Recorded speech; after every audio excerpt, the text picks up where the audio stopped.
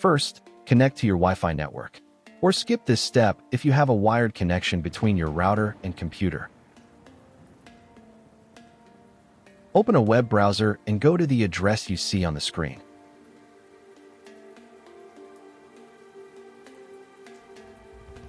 And press enter. If none of these addresses worked, then find the address printed on a label on the back or bottom of your router. If this address also did not work, then watch my other video where I show how to find the correct IP address of the router and then return to this video. All links are in the description. After entering the correct address, you will be taken to the login page. Here, you'll need to type in your router's username and password. For most NETGEAR routers, the default username is admin, and the default password is password. After entering your login details, click this button.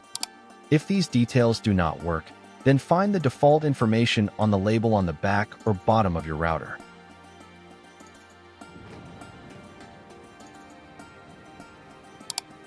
If nothing works, you will need to reset the router to its factory settings and set it up again from scratch.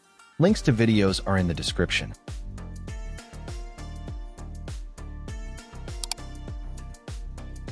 Done. You are now in the router's admin panel.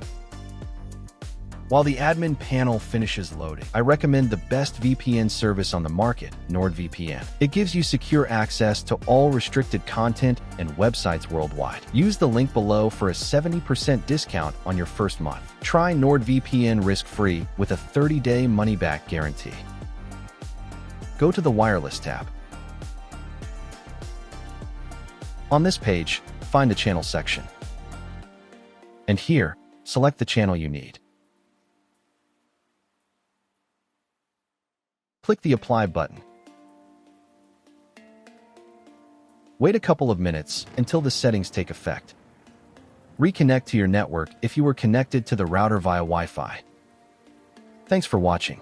Don't forget to secure your connection with NordVPN using the link in the description for that 70% discount.